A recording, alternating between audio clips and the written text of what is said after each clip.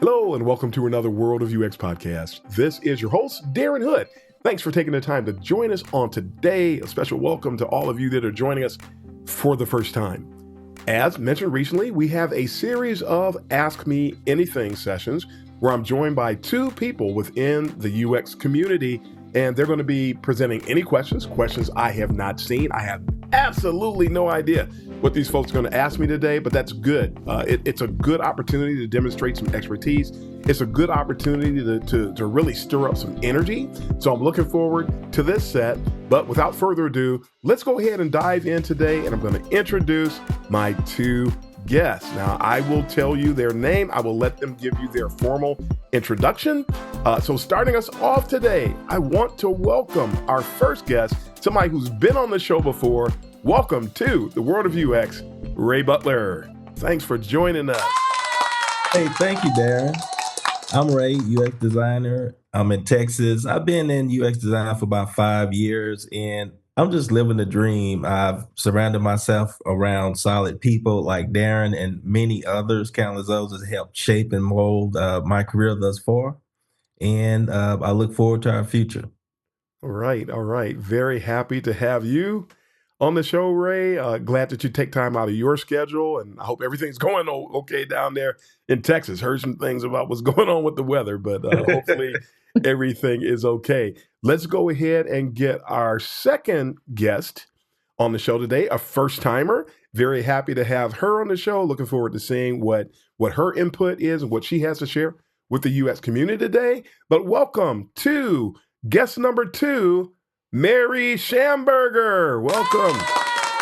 Hey, so I'm Mary. I'm a designer based out of Houston. I'm a multidisciplinary designer with a background in print and digital.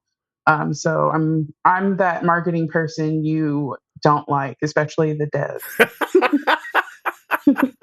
That's cool. I look forward to the input. I look forward to seeing where we go with this. But we are going to start off today. Ray, you will kick us off as being the person, and we usually do this. Well, we flip back and forth, but the person with the more junior level. I'd say not junior. Ray is not a junior. Let's get that straight. But he's been in for 5 years, and we want to make sure, and I want to take time to explain this now. Part of what we're doing on this show is we're trying to pair people together that have experiences that are not diametrically opposed from each other, but presented in a way, we're grouped in a way to try to bring some diversity to the set of questions that come up. And I hope people have already recognized that with the folks that have been on the show. And I plan on doing more of this because I got to tell you, I don't like flying solo. Is that a shock? We've been doing the show now for 4 years, and I actually don't like flying solo. So again, I'm thankful for the folks on the show and excited to see direction we go. That little commercial within the show, if you will. Ray, what do you have for us? Start us off, sir. Well, Darren, I told you if you ever gave me this opportunity, I was going to put you on the grill, right? Yes. I did tell you that. Yes, sir. Let me keep my promise.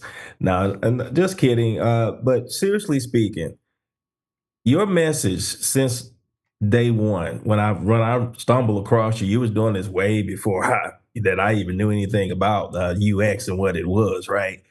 But your messages have helped sort of usher me down a road that I've achieved nothing but success in my view in terms of maturity and things of that nature and growth that I can see in myself. That said, your message is primarily geared towards juniors. However, whether it be LinkedIn, some places that I've been at, things of that nature, I've noticed that your message sort of crosses with persons with senior status or senior titles, senior labels, especially on LinkedIn. So I'm sort of wondering, what do we make of that? Because your message is geared towards excellence, is geared towards moving those of us who were boot camp members myself included. Those of us who came into this thing, maybe we had the wrong intentions or, the wrong reasons or whatever. Maybe we came from other areas that were not design focused or user focused. However, we're here. So your message is to help us trying to get into UX, as well as those of us who just got into UX or maybe not been in it that long, sort of navigate right in the wild. That's your message. Your passion is to sort of turn things around. But like I said, there are people that hold these senior titles, whether it be managers or leaderships, leading teams, etc., or even deciding who's going to get hired. Right?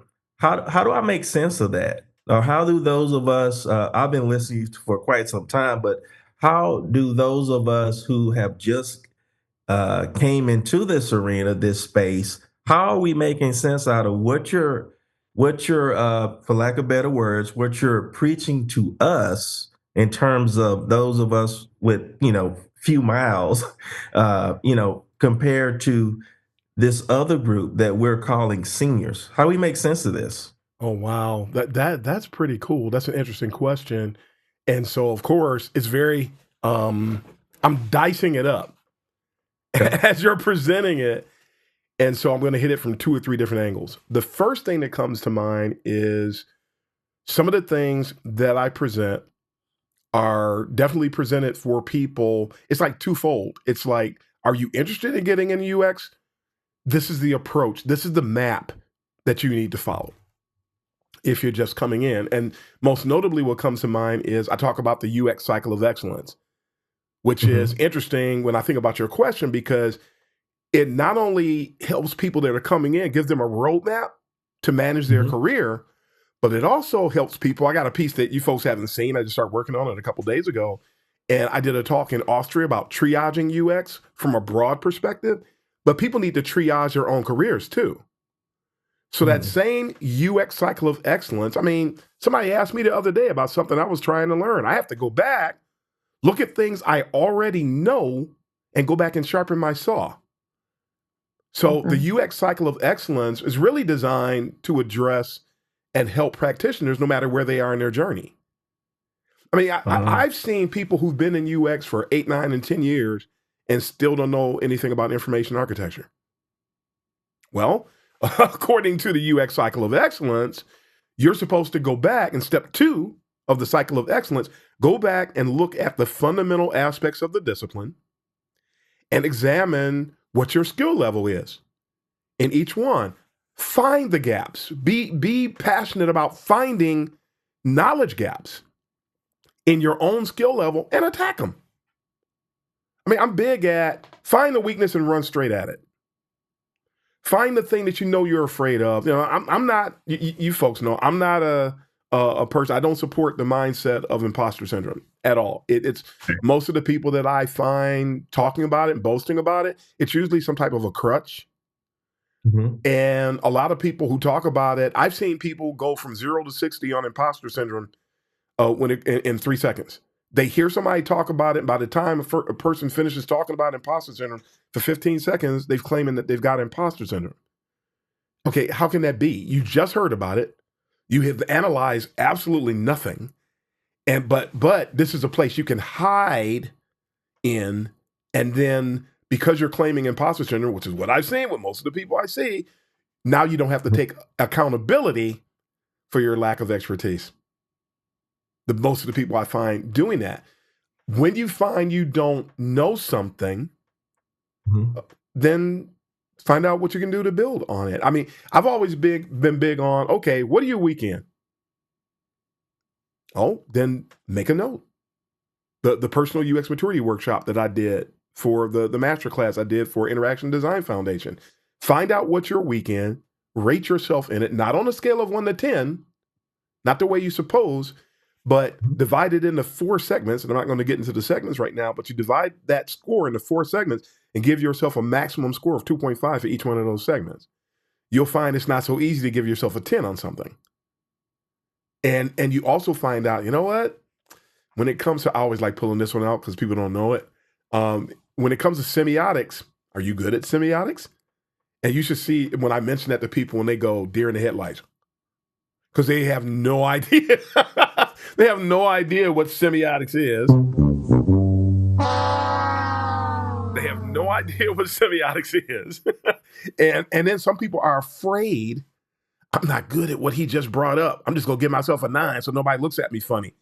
No, go look at yourself funny. When you're rating yourself, that's you looking in the mirror. I'm eager to find something I'm not good at. I'm not afraid of it.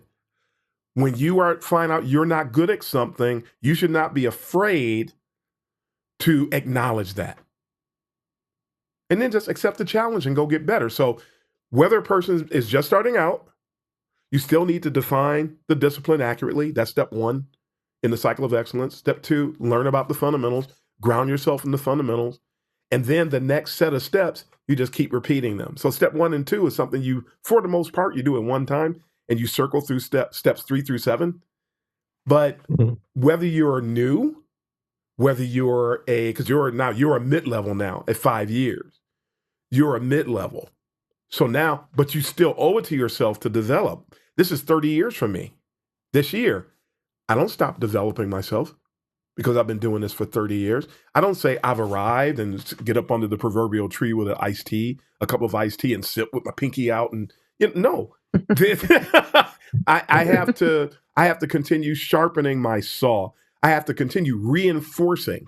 And I love the metaphor of the axe, having an axe or a saw, because it cuts great in the beginning, but over time, if you don't sharpen it, it's not as efficient as it once was. So I know, and that was Stephen Covey came up with that sharpen the saw concept, and the 7 traits of people who subscribe to excellence, that whole mindset. So it doesn't matter where you are, keep grounding yourself. I said on LinkedIn today, someone had said, I said that the next thing in UX is to go back and revisit the fundamentals. And the person came and they said, no, the next thing is UX is to leave UX. Yeah, that would come from somebody that's only been in it for 4 or 5 years, who was not really invested. Yeah.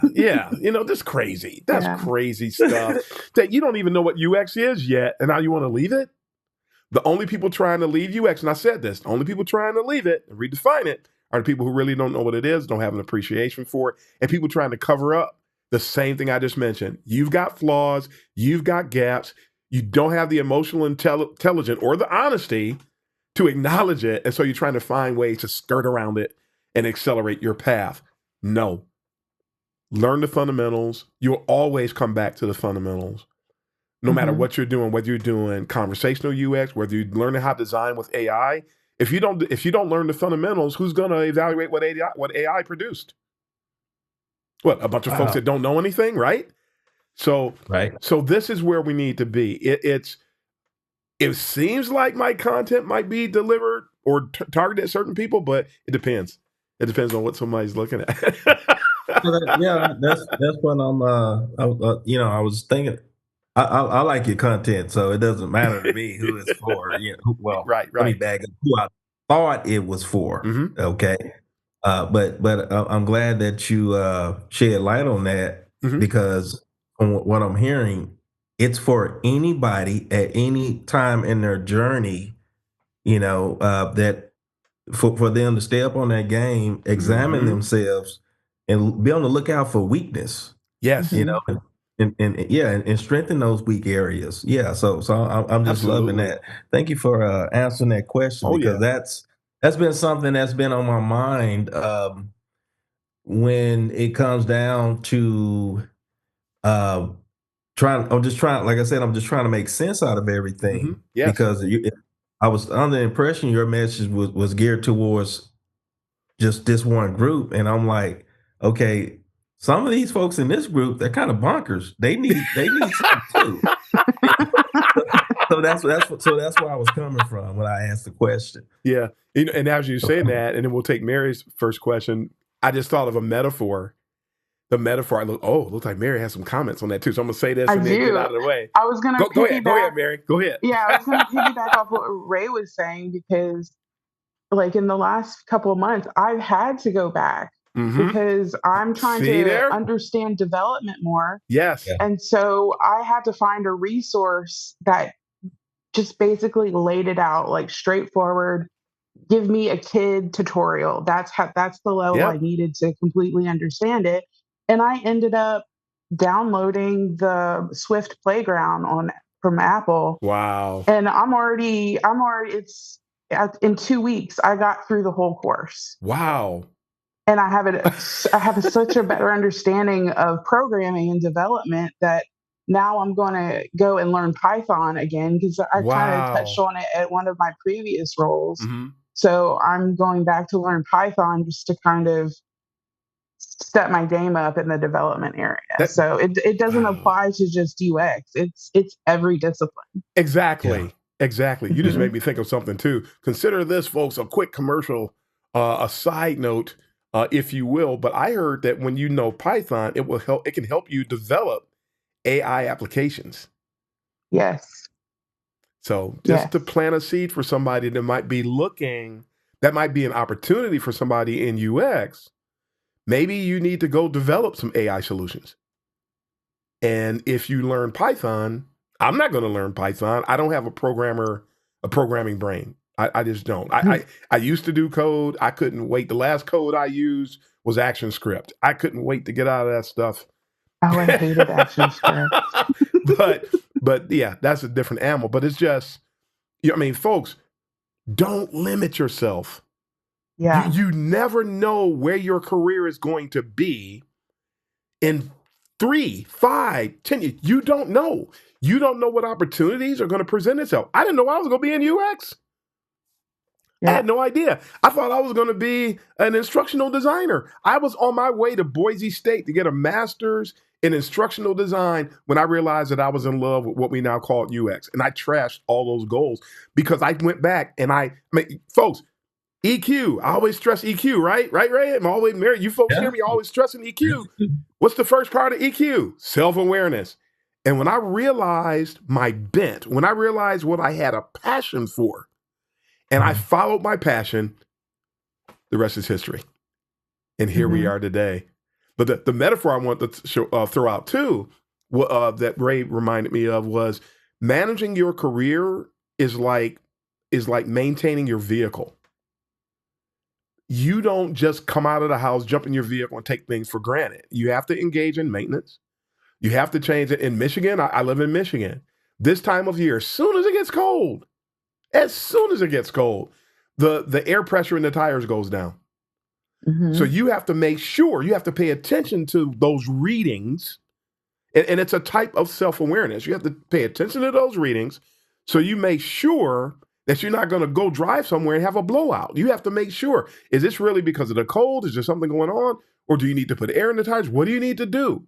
How are your fluids? You don't need to be driving around, especially in like places where we have all this crazy winter weather. You don't need to be driving around with no fluid, no windshield wiper cleaning fluid in your vehicle. You don't need to be driving around, and you should have done your oil change. So managing your career, managing who you are, managing your personal brand is going to depend upon a high level of self-awareness, the willingness to be honest. That's another part of the cycle of excellence. If you're not honest with yourself, you're not going to develop properly. You're going to have a dysfunctional path, and you'll be like these content creators that are out here claiming that they know stuff that they don't, and then trying to take their Dunning-Kruger mindset and impose it on you and act like that's reality. No. Ray and I were talking about this. There's a lot of people who have emperor syndrome. Everybody remember the kid story, the emperor's new clothes? They think that they're dressed in the finest of apparel, and you're butt naked and you have nothing to offer. And you got to know who you are. You got to know how you're dressed, quote unquote, and be ready to address what you see the proper way. And now when you do that, nothing can stop your ascent. Nothing can stop your ascent, but you have to know yourself. You have to be honest. And knowing the fundamentals grounds you in a set of standards that helps you to evaluate who you are properly. So I can't encourage that enough. And no matter where you are in your walk in UX, that's required. That's required. Mary, Yes, sir. it is your Yeah. turn.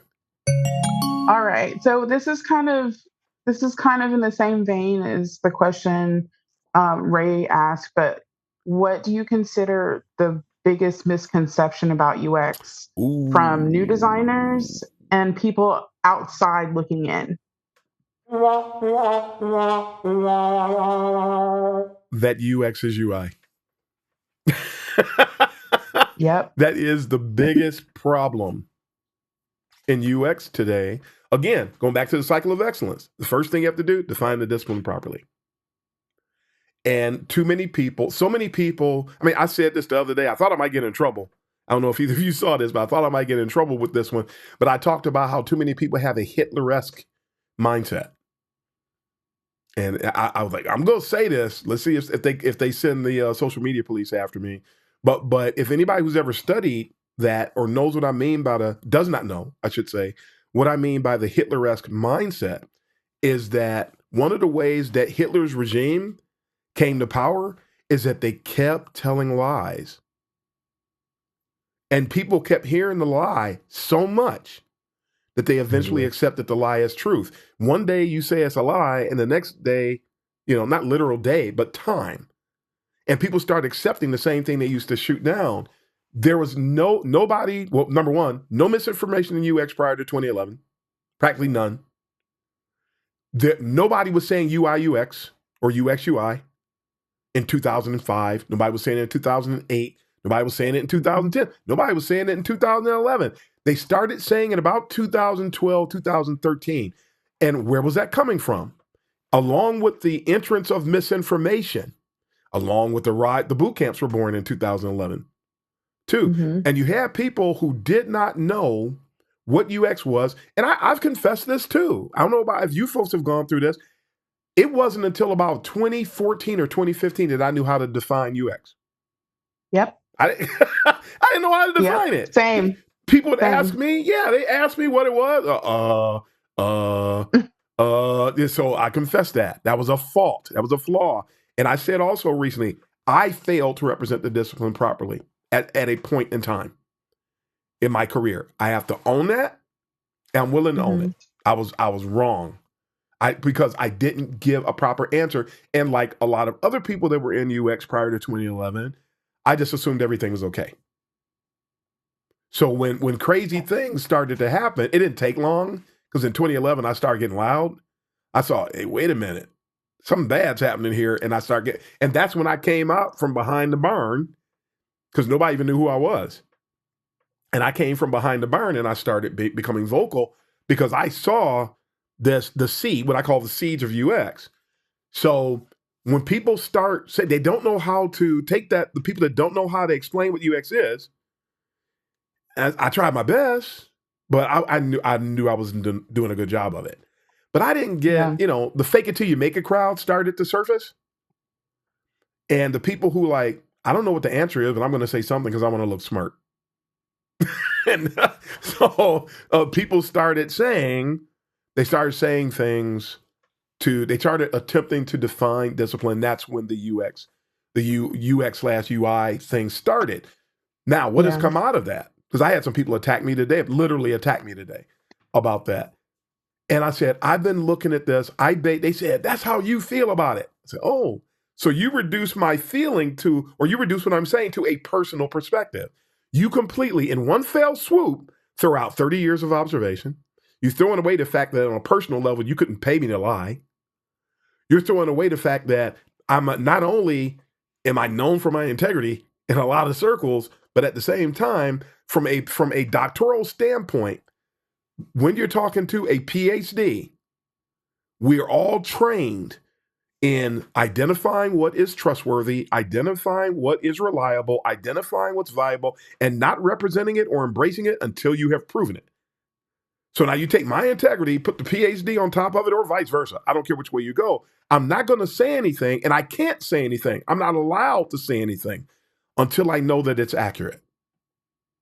Or if I have any doubt, I'll say, I have a tendency to believe. I'll label it first. I'll preface it with something like that, because I haven't finished examining it yet. You'll hear me say that sometime too. But for the most part, the rule is, if you don't know it, don't say it. That's the standard rule. So The person went on to say that, and I said, but this is based on 30 years of observation. I have watched people say UX UI, think they're explaining things, and I watched the behavior that comes behind it. I examine their expectations. I examine how they communicate, and that's on both ends of the communication, how they speak, how they listen. I examine their expectations, and I have seen nothing but destruction come from people who embrace UX UI. And people, I love how it's Karen T. Lynn, who comes on the show from time to time, express, and also Elizabeth Rosenzweig said it recently on a show that we did, an episode we did together. UX, the slash, let's back up. The slash implies that they're interchangeable. They're not. UI is a thing. UX is not. Anybody ever thought about that before? UX is actually not a thing. UX is a moniker that's referring to all the techniques, the methods, methodologies, and deliverables like that the we practice use. of it. Yes. So it's not a thing. And when somebody says I'm going to UX this thing, I usually hate that statement. But when somebody says that they're going to UX a thing, that means they're going to apply all of those things to get the work done. That's really what they're trying to say. But you can't say, hey, I'm going to go do UX, and you're referring to one thing. So the only way that, from that perspective, because UX is 250 things minimally, there's no way that you can say 250/1 because UI is one thing, no matter what you do. User interface design, or GUI, as I started saying recently, started ushering that back in. That's really graphical user interface. It's not user interface, it's graphical user interface. Because technically, graphical user interface is what we're dealing with on the web. It's what we're dealing with on mobile apps. It's what we're dealing with on things we design for tablets. That's a graphical user interface. A door is a user interface. The door that you use to get into the bank. The door you use to get into the restroom at your favorite restaurant. That's not a graphical user interface. It's a user. And so people have to understand there's a difference. And then you have people trying to design user interfaces for digital experiences. They know nothing about Todd Nazzini's interaction design principles, because if you design a user interface without using any interaction design principles, which a lot of these people do, the UX/UI people, that's why they fail. That's why they fail. The people who at Home Depot decided that the global nav was no longer needed in the interface, who in the world does that? Who removes a bunch of, well, I won't get into it. I can tell you exactly who, but we won't get into it. Yeah, we won't get into that. Not today. I have a show coming up where I am, and I'm going to do it visually, and I'm going to show people. Because somebody said something recently to me, and I'm going off the beaten path for a moment, but somebody said, we don't need to know mediocre design. I'm like, dude, we used to learn how to design by studying mediocre design. Yeah. And so, you can't get good design without bad design. No. I mean, web pages that suck.com. Yep. We used to study that all the time. There's an old classic book. I recommend it. You can probably find used copies of it for about $2 on Amazon, a book called Defensive Design for the Web. That book is in my hallway on the bookshelf right as we speak. I used to study that book for hours, just took that one design that they ripped to shreds and then just break it down. And you learn how to do good design by looking at bad design. Jacob Nielsen and Marie Tahir did a book in the early 2000s called Homepage Usability. I've seen this book for less than $2. You can buy used on Amazon. They took 50 high profile. They didn't spare anything. There was no politically correct stuff in this book. They took 50 high profile companies that everybody knows and ripped their homepages to shreds. That's how I learned how to critique, by studying all of this stuff. So bad design helps produce good design if you have proper critical thinking. Now, if you're addicted to toxic positivity, then you won't learn anything. I mean, right? Not even talk about that. I mean, I showed, you folks have seen my Kaizen UX fail of the week, where I'll take something that's bad and I'll put it out there because we learn from it. It's not meant to cast slight upon the people who did it. It's meant for people to learn from it. Somebody said once, I showed a bad design that somebody had, and somebody said, Why are you doing that? You wouldn't want anybody to put your bad design out there. Number one, you're not going to find my bad designs because they're not out there. Number two, why are you afraid? I mean, I know why. We have too many people. I'm going to say this one. We have too many people operating in UX circles today who suffer from inferiority complexes. We have too many people. I told somebody once that you can't be neurotic and thrive in UX. And somebody said, what do you mean by that? And so I gave them an example of when they were neurotic and they ran for the hills, And again, that's not personal. If there's ever a time where I'm being neurotic, I just need to face it, own it, and overcome it. We're adults. We're not 5-year-old kids. This is not, UX is not the world of Sesame Street. This is not, I told somebody a couple of weeks ago, this is not Barney time. We don't sit up and learn and look at designs and start singing, I love you, you love me, and everything. No. We can't do that. We don't thrive. We have to be willing. And your job as a UX professional is to be the one that's going to rip things to shreds. It's better. I've had clients tell me, I don't want to offend you. I'm like, you're paying for me to do this. Yes. You're not going to offend me. This is yours. Yes. And when we come to the think tank session to break something down, if there's a fault, let's find it. Mm-hmm. Let's find it. Nobody's going to take anything. I mean, I said on one of the other shows, when we designed Ford.com, I worked on that in 2010, the new version of Ford's website. As soon as we deployed it, we went back into a room and started working on the next version. What can we do better? Yeah. And folks shouldn't be afraid of that. They shouldn't be. People don't want to hear that their baby is ugly. And you know what? Let me not be so extreme. People don't want to hear that there's a nail in their tire. Simple stuff. People don't want to hear, hey, you know what? Something in your nose. You're listening to somebody, you're giving a presentation, they got their chest all stuck out and they're excited, and they got a booger. How about we just call it out like that? How about that? Yes, I said booger. Somebody had a booger. Would you rather be told before you go in and talk to the C-suite that you have something in your nose? Or would you just rather go in there? Because they're not going to tell you. They're just going to look at you and snicker and talk about you when you leave. So, and you have to have thick skin to be in UX.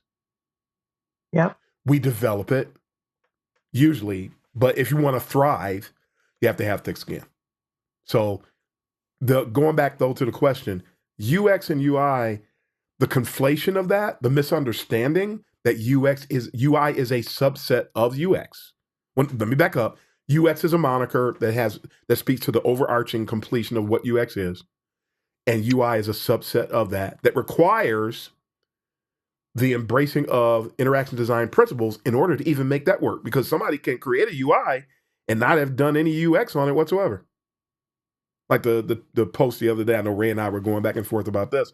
Somebody posted these two interfaces and they said, this is before UX and this is after UX. And I said, there's no UX been done here whatsoever. This is all UI. All they did was move everything over. There were 4 buttons initially, and they changed it, and there was 1 button and then 3 other things, and one of them didn't even belong. Yeah, we learned that on Back to Sesame Street. We learned that on which of these things is not like the other. Not like which the of these other. things is not going to belong. Oh my God. Why is history on the? Why is history on the? It ain't even belong there. It ain't belong, right? So just crazy stuff, and they think that they're helping people, and no. So the critical thinking has to be there. The thick skin has to be there. The willingness to. And you know what? You can do your absolute best job on UX. You can do your absolute best job and have the stakeholders and clients shoot it down and never be willing to implement it. Now what? Well, move on to the next project. Yep. You've done your job. Take it to heart. Yeah. Yes. Did you advocate for users? Yes. Did you advocate for the business? Yes. Did you find the sweet spot between user needs, business needs, and constraints? Yes. You can do that and people still won't want what you have to present. And so that's when US has to be willing to stand on an island. And I have learned if you do your job and everything fails, they will come back to you. Yep. I talked about that early in this show, like what, episode 25 or something? I called it the art of constructive losing. I don't remember the episode number, but I called it the art of constructive losing. You have to build a reputation. You have to build trust, which means that your team may fail a few times. Not because you fail. Don't you be the source of the failure. I can say that. But have enough. You need to earn the respect of your peers and of your clients and your stakeholders so they eventually know, you know what? We need to listen to this person. We need to listen to Mary. We need to listen to Ray. I'm tired of failing. I don't want to fail.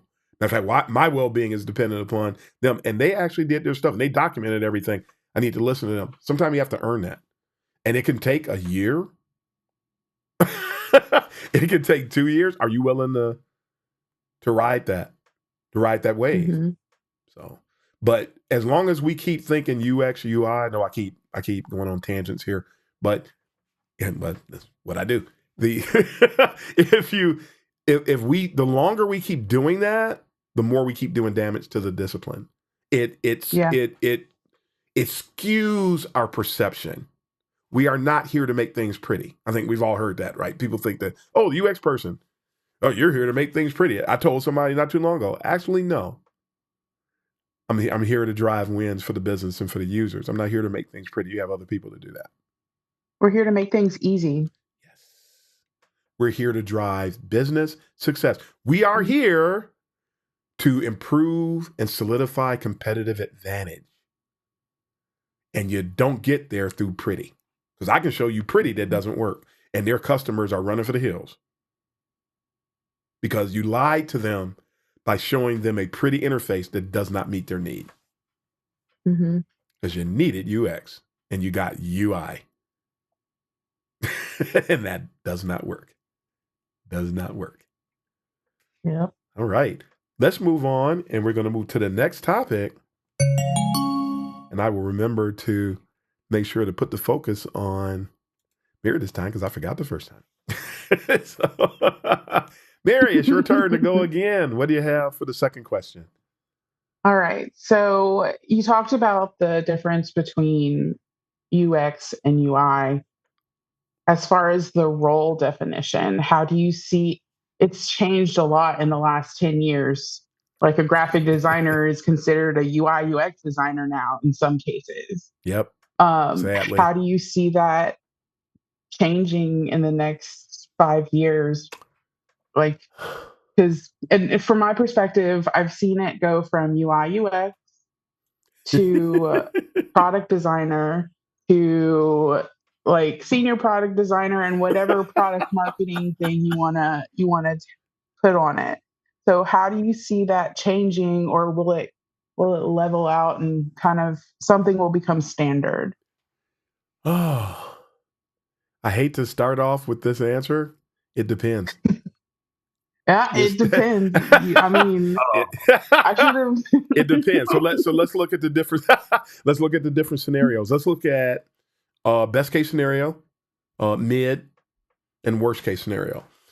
Best case scenario is that people start really respecting the discipline for what it is. I'm not holding my breath.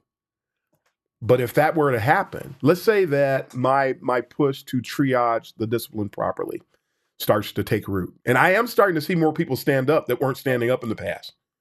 I am starting to see that because I can't be me and the other 10 people that are doing this can't be the only people that are out there preaching this from right there. It can't just be us 10.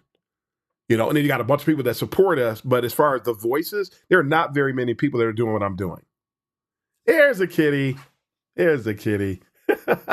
And so if that were to start taking hold, there would be a ripple effect that benefits everybody, where UX maturity starts to then solidify and ramp up. And people start to value real UX. People start to want to make sure that they include UX in all of the design-oriented initiatives. They start paying attention to the data, the findings, the analysis, and the synthesis of what the UX researchers are doing. We start to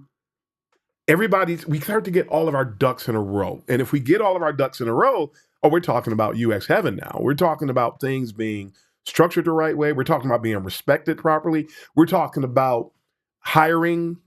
We're starting to talk about people in charge who don't know about UX starting to change and learn to become more qualified to run their UX team. Because I'm not saying to throw out all these unqualified people running UX teams out. How about they just upskill where they are?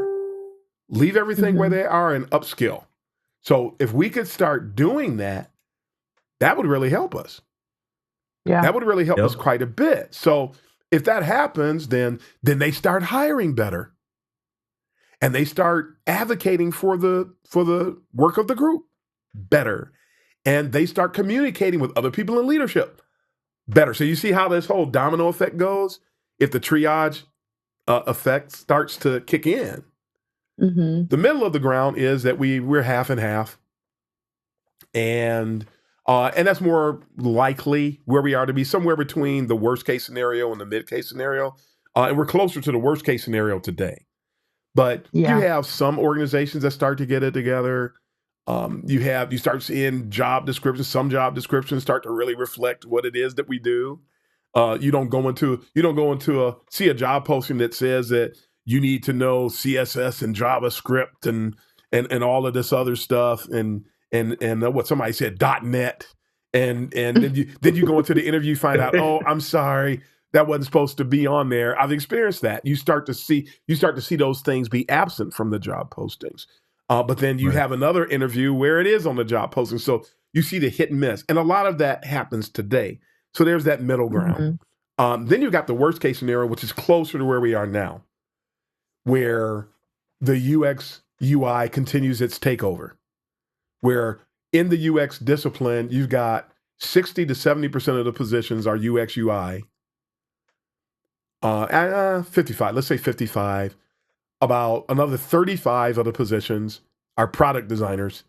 And then you have this really drastic minority of the positions that are absolutely right. And actually, those are less than 5% today, where you're expected to, they want real UXers to do real UX work. That's my estimation. And I do a lot of evaluation. I talk to a lot of people. So it depends on what happens if people start to pivot or if they don't.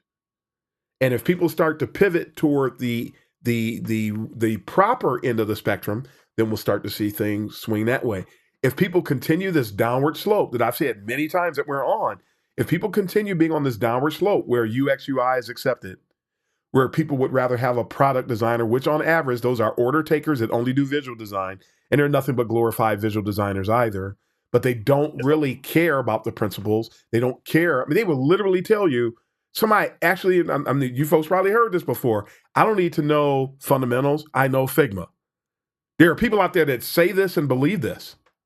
And speaking of Figma, you'll have Figma holding a conference and everybody can't wait to hear what's going on with Figma because that will determine the direction of the discipline. No, Figma, all they're interested in is gaining more business for their app. And if they don't clean it up, they'll go the way of InVision. It'll be a matter of time. We won't, if we keep going the way we're going, people care what the World Economic Forum has to say about the direction of the discipline, which they just published a report recently that said that, a top field is UX UI. That's a top field. What do they know about UX? Nothing, because if they didn't, they wouldn't have told everybody that UX UI is an upcoming field, which really tells you that they believe that we're going to continue being dysfunctional. That's what that means. So I don't see that and go, wow, I'm excited. Now, we already been through this. In 2011, Forbes said that UX was an up-and-coming field. That's why all the visual designers came running over here and start changing their resumes to look like they've been doing UX for 10 years and lying to get into the positions and stealing somebody else's portfolio and showing it, stealing the hiring manager's work and showing it to him in the interview. That we're starting to hear more and more stories like this. They showed me my work in the interview. I couldn't believe it. They didn't even know who they were talking to. I did UX. See, this is what I did. This is what I produced. And these are the people I work with. That's interesting. That's my work you're showing me. I'm hearing this more and more and more. It's ridiculous. So it's a huge, it depends. And unfortunately, that's the realistic answer. Yeah. I don't know what direction we're going to go in. I'm hopeful, but I don't know. I really couldn't tell you. And people seem so committed to embedding themselves in cognitive filth, frankly, that Yeah. all I can, yeah. And it's something that the steamboat is moving so fast in that direction. And when you tell the truth, and all somebody could say is, I'll say, going back to the UX UI thing, again, somebody will say, I'll say that doesn't exist. That started in such and such a year. When you do that, this is the impact it has. And somebody will say, what do you mean by that? What do you mean by that? I mean, exactly what do I mean? I mean exactly what I said. You can't understand English. I'm going to go Chris Tucker. You don't understand the words that are coming out of my mouth. Come on now. Really? You just don't believe it. And people don't understand the problems that get created by anchoring bias. You heard it. You never questioned it. Now you've been doing it for 3 years and you've been thinking it's true the whole time. So now somebody tells you, you've been walking around going to work with a scuba diving suit on. I'm being silly. You get the point. Wearing a scuba diving suit and say, if you just take that helmet off, you can just breathe the air. You know that, right? What do you mean? Because they've been walking around with a scuba suit for 3 years. Yeah. So to speak, the equivalent thereof. So I see your wheels turning. Go ahead, Mary. No, when I started out, I went back to school. I have a graphic design degree. Mm-hmm. When I went back to school in 2010, I thought I wanted to sign up for a web design thinking that was the next step. Mm-hmm. But when I signed up, it was a web design and interactive media. That's what the school called it before UX was a thing. Mm-hmm. And so I have this on my resume and I get asked all the time, what is that? I'm like, it's UX before it was UX. They had no other name for it. Right. Wow. It's really crazy that people don't understand our history. Because they shouldn't. When somebody has to ask a question like that, that lets you know that those people, you can describe when they obtained their experience, if they have any. And I tell people all the time, if you want to be successful, you can't become a doctor without learning about the history of medical practice. You can't become anything without learning, not successfully over time. You can't sustain that success. You can't have proper impact in every arena until you understand the ins and the outs and the workings of that discipline. And a lot of people come into UX and don't want to understand its workings, don't want to understand its history. They don't know that it was called interactive media. That one post that I ripped recently where somebody said that we need to start calling ourselves experience design. They tried that in the 1990s. It didn't catch on. You didn't know that? And I'm not going to rip you if you didn't know, but these people keep insisting that they're speaking from a point of authority and they're not. That's the problem. They're just hearing the buzzword and yes, using it in everyday conversation. That's it. Yes. And I hate buzzword slingers. You can tell when they do it because they ping, ping, pow, pow. They don't really know. They have no idea. What was the one that was popular? Synergy. Synergy. I hated that word. I used to hate when people said the first time I heard somebody say, I don't have bandwidth for that. And I'm like, oh, what do you mean? And, the first time I heard that was in the mid 90s, mid 2000s. I meant to say, I started hearing that and I went, what do they mean? Because the only place I used the word bandwidth had to do, that was the age of dial-up. Internet. Yeah. So somebody started that trend, and now I use it the way they used it, but just slinging buzzwords. Don't do that. And you could tell when people are slinging buzzwords because they never speak about anything in depth. It's always around. It's never on point. So no. Bad stuff. All right. Well, great question. Ray? Yeah, it is your turn, sir. Kind of like I was listening to the comments that you made, and I'm like, damn, that just killed my question. Because on the history bit, because that's actually what kept me actually listening to you was the history. Ah, Before that, you were just a person that, oh, cool, information architecture, this the man, but so there's 20 other people that may have a different message. They're the man too, right? Unless you have a source of truth, or you get where I'm coming yeah, from. yeah. So I went down this.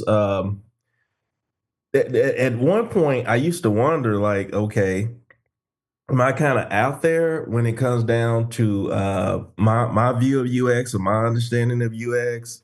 Because everyone around me seems to think that, it's all tied to this one screen or this one feature or this tool, and I'm thinking, okay, but how, if this is all about the business and the users, why are we paying so much attention over here? We're not even talking to users, right? Mm-hmm. Let's keep it real.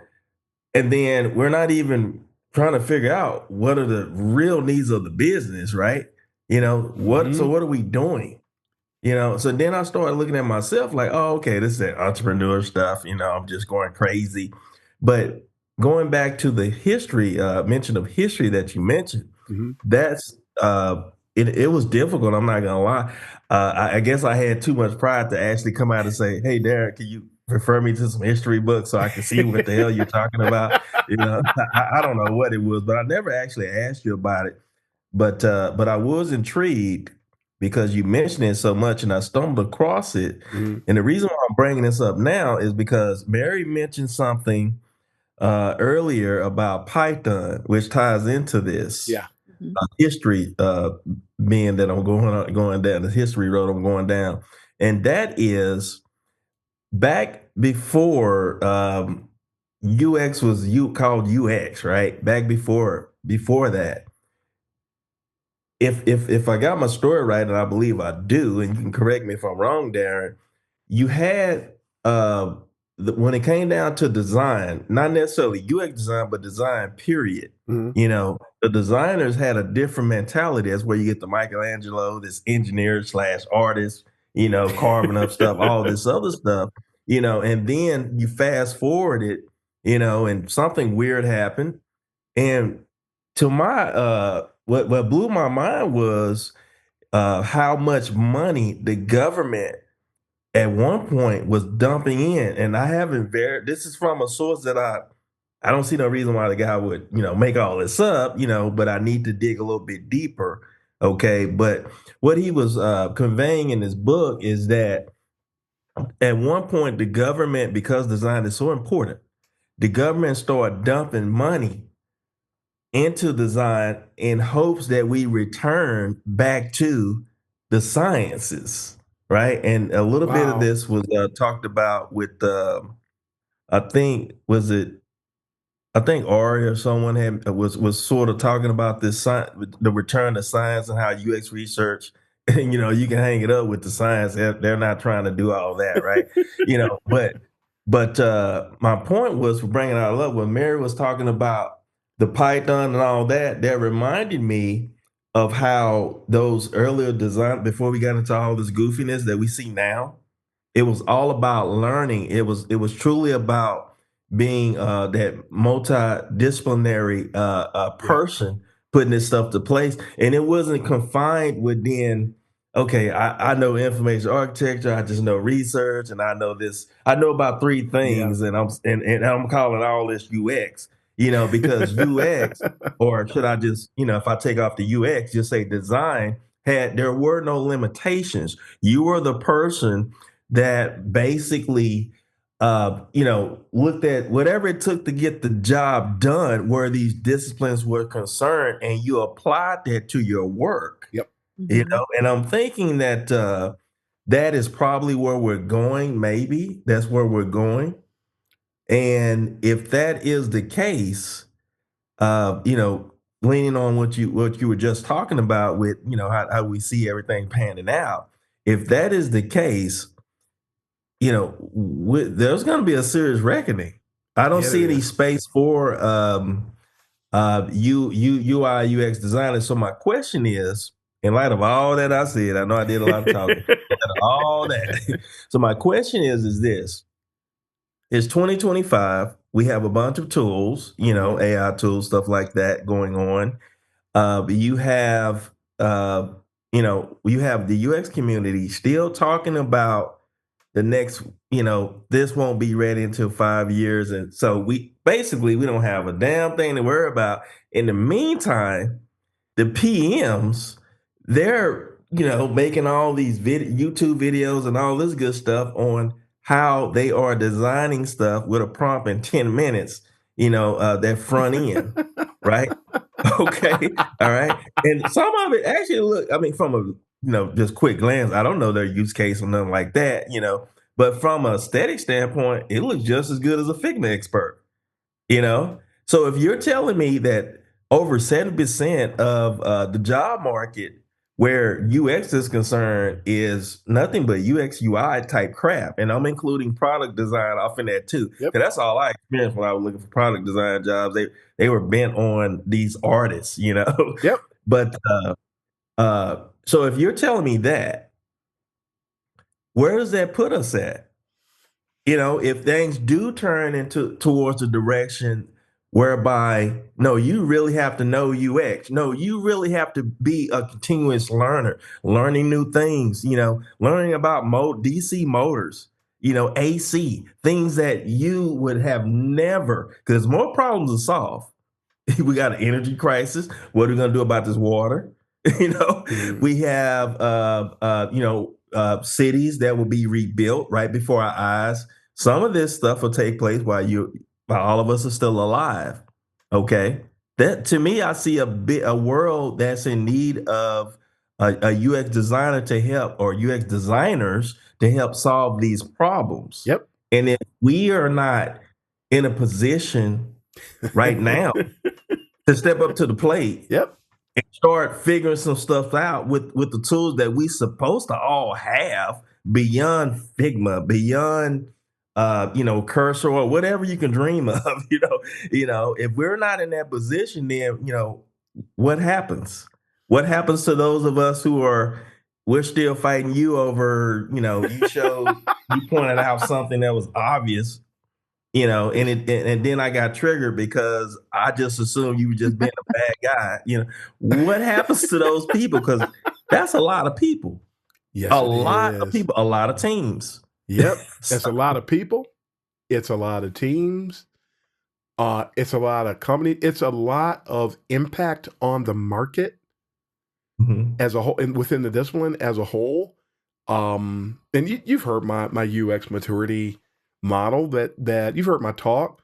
For years, UX maturity was only focused on organizations. All the old models that you can look at, whether it's Jacob Nielsen or Nielsen Norman Group, whether it's there's a Zebia model out there. There's different models of UX maturity out there, but they all pointed at the organizations. And in the talks I've done recently, I pointed out the fact, and all of us were wrong. We only looked at organizations, but we never applied UX maturity to individuals. We never applied it to our projects. We never applied it to our stakeholders and our clients. We never applied it to academia. There's so many places. So we missed out on 75 to 80% of where we could have applied UX maturity principles. Now, all of that said, because UX maturity is so dysfunctional, it's so defunct, really. There's a lot of companies and people just don't have it. It is going to take a reckoning to get people to come back to it. The old facts still ring true. For every dollar you invest in UX, and there's different reports on that over the years, you're going to get anywhere from 10 to as high as $250, I believe was the highest one I ever heard, based on every dollar you spend. But that dollar must be spent properly.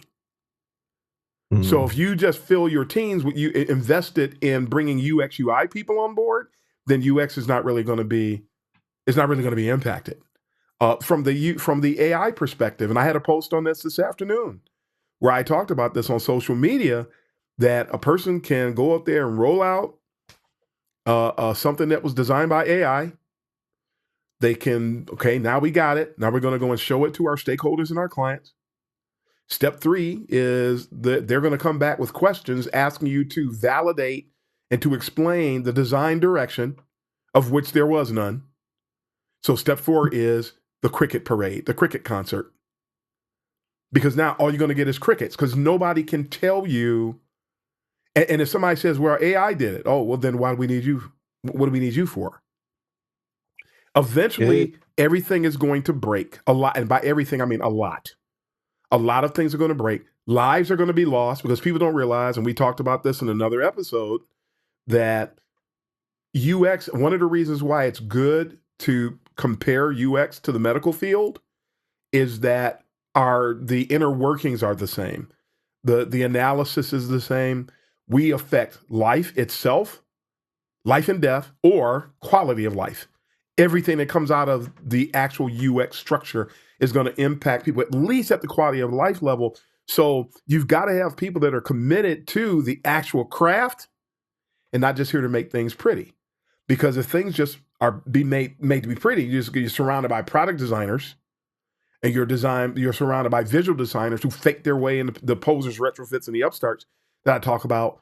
They're not here to facilitate quality of life and to ensure life over death, nor do they care about it.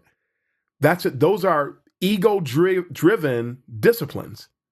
All they care about is how things look to them. And they're like Picasso sitting there. You look at my painting and I pose next to it and I throw a scarf around my neck and you take pictures of me while I'm walking around with a scarf around my neck and no socks on, and all this other, all this aristocratic foolishness that does nothing for anybody. There's going to be a UX reckoning. When? I don't know. If they keep going the direction, and this taps back into Mary's question, if people keep tapping, we keep doing what we're doing and going the direction that we're going, the it depends piece, then things are going to break and somebody is going to come to realization. Thankfully, it's starting to happen. I have heard reports from several people. People starting to realize, you know what? We need to get real people in here. I told the story recently at the last Kaizen UX Rendezvous.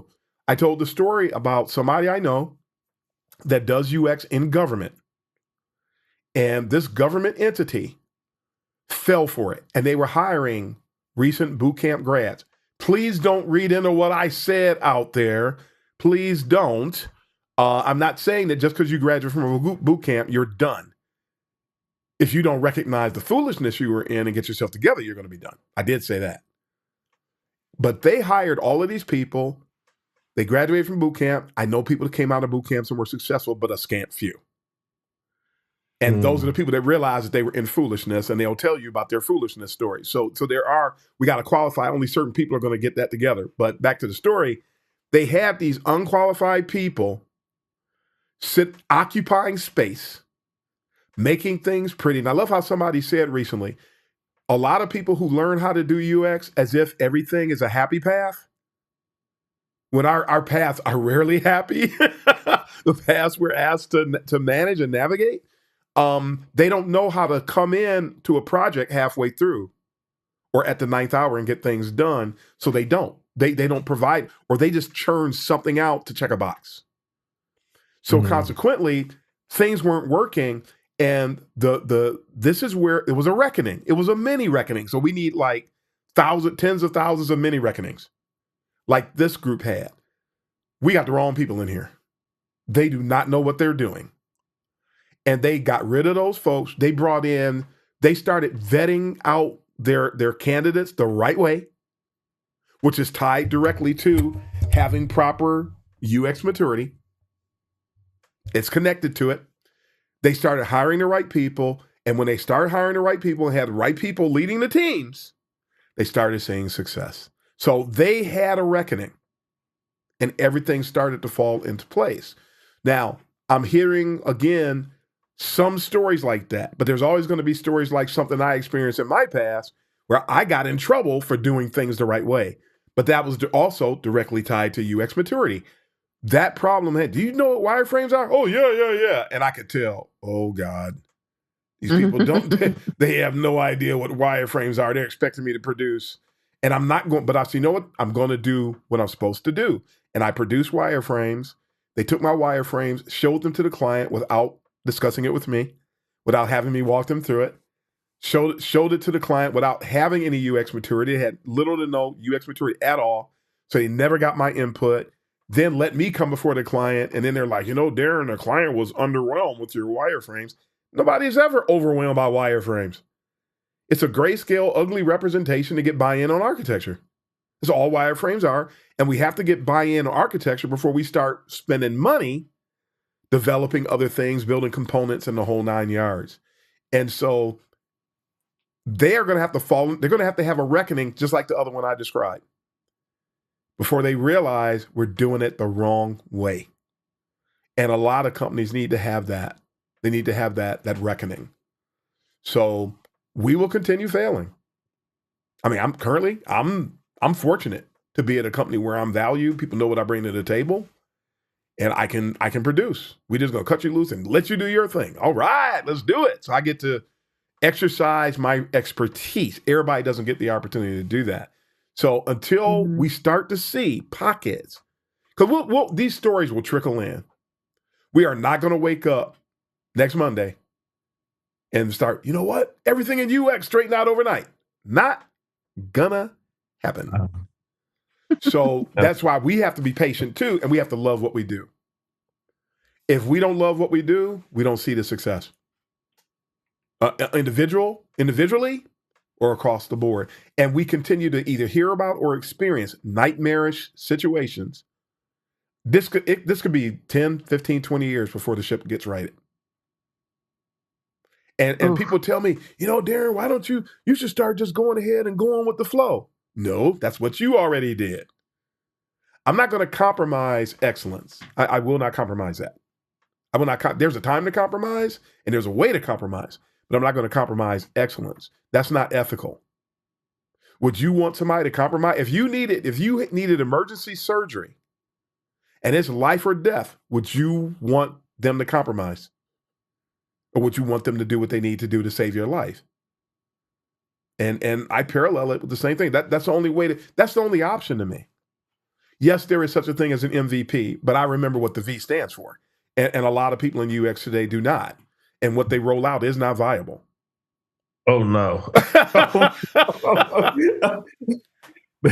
Let's not even go there.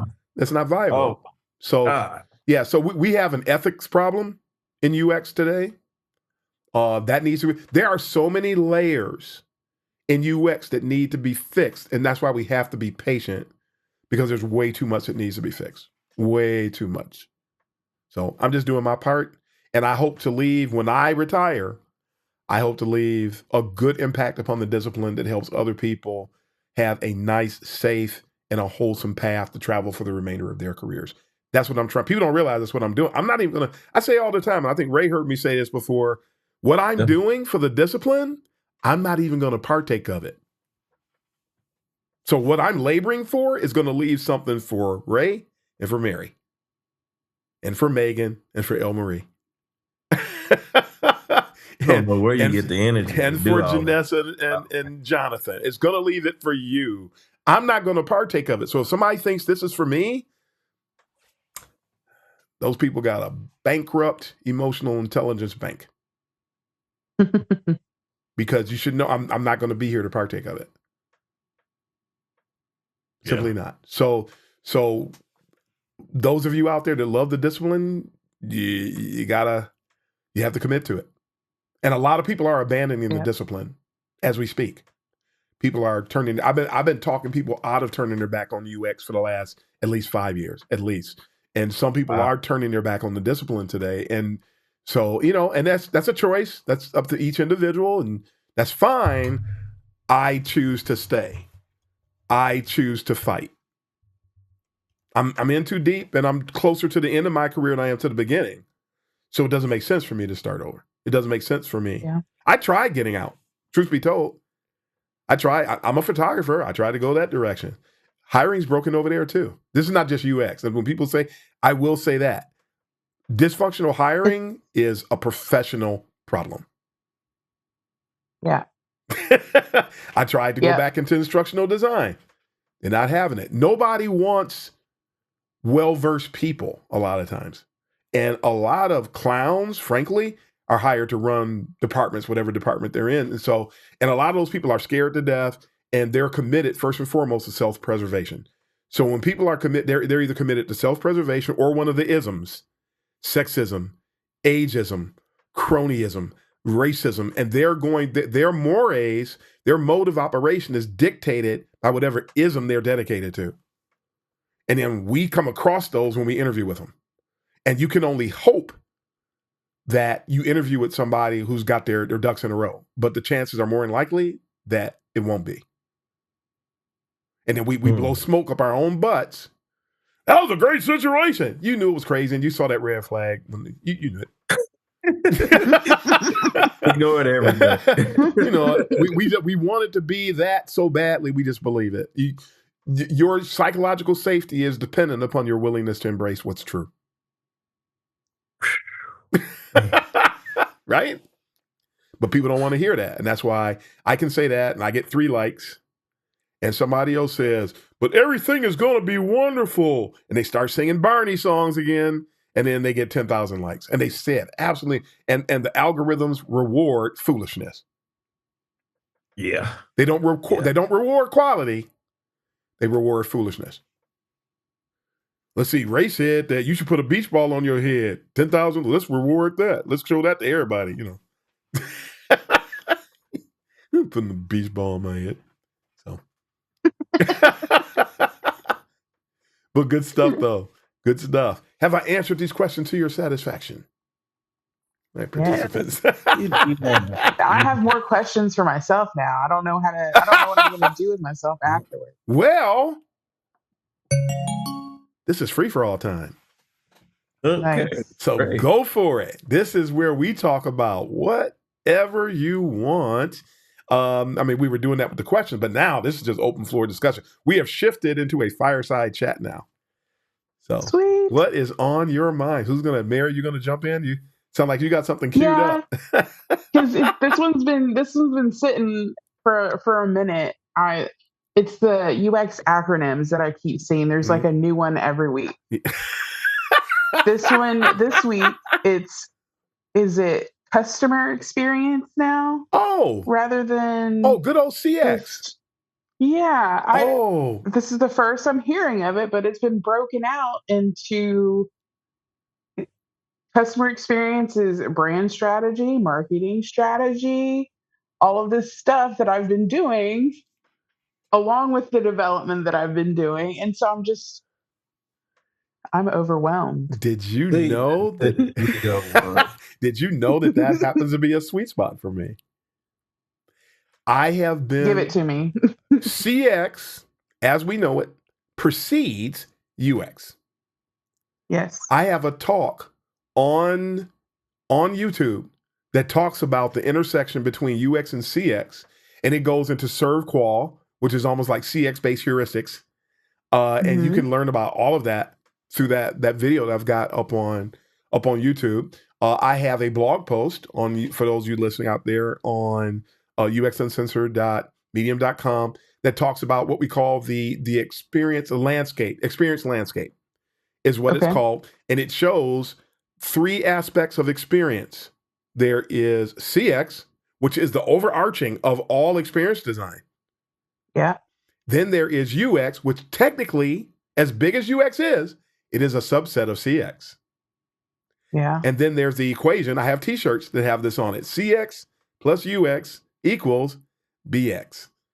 That brand experience is an automatically generated perception based on how much it's automatically generated, and is based on how much a company invests in their CX and how much a company invests in their UX. And it's the two combined. Every company has a brand experience, and it's based on what they do with those 2 arenas. So CX actually preceded us. And a lot of early UX work was very CX focused. And when I say that, I mean going all the way back to like the 1900s. I mean going all the way back to, if you haven't seen it, and Ray brought up the history earlier, when you look at the book by Henry Dreyfuss, I believe it's called Designing for Change. I can't remember the name for sure. But that book, if you do not have that book in your arsenal, please add that and read about that, because it basically talks about UX way before digital became a thing. This guy used to work as a stagehand, and he would do things to help optimize the experience people have when they would go to see a play. This is your early form of what we now call UX, but it really is very CX heavy. I've been practicing UX from a CX perspective since 2013, 2014.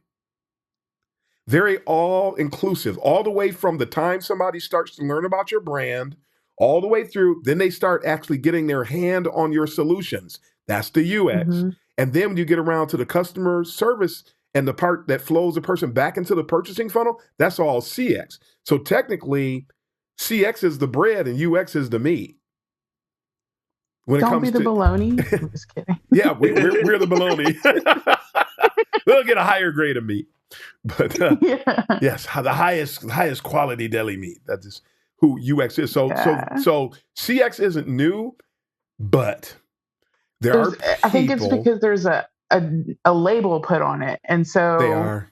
I've been practicing all of this, but now there's labels. Everything has to be labeled, and it causes confusion for me. But now and that's a great point that you mentioned. And anytime, because everybody experiences that at some point in time, all you have to do is dig back, get into, there's always origins, there's always some history that's available. Anybody can go into, I mean, I'm a DuckDuckGo person. I don't use Google. Same. So go in there, just do a search on history of customer experience and look at it, look it up, dig into it. There are certifications available for CX.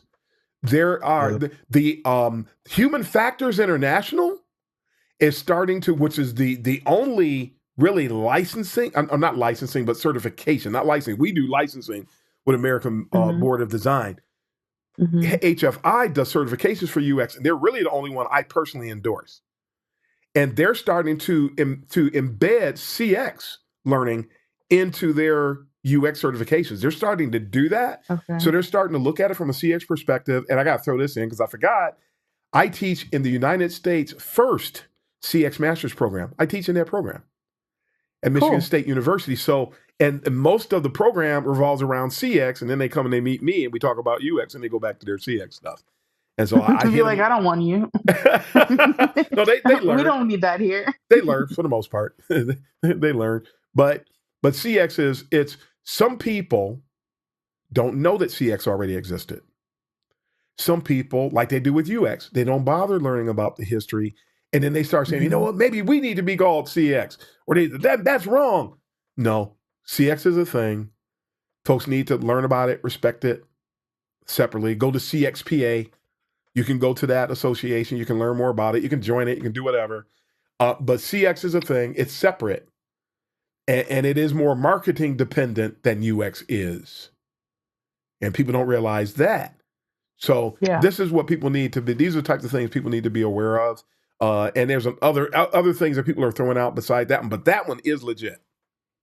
Okay. CX is legit. And people just but people don't hear about it. And they certainly don't know how to practice UX from a CX perspective. Which I learned when I was at Bosch, how to do it. I think I'm applying for jobs, and I think that's why I'm getting so many rejections, is because I'm applying for these product design positions, but I have a lot of marketing experience. And so they don't think that I have the true experience that they think I need. I'm glad you mentioned that too, because I encourage you and other people. I say it all the time. I know Ray's heard me say this before. It's not about the 100 jobs you get, the 200, the 300, the 400, the 1,000 jobs you don't get. It's the one you do.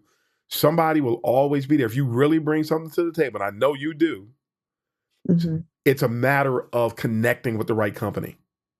Unfortunately, it can be a really long haul to do it. Yep. You know, sometimes you got to be in the right place at the right time. And then one day you pass and you connect. Yeah. And some people, they limit their searches.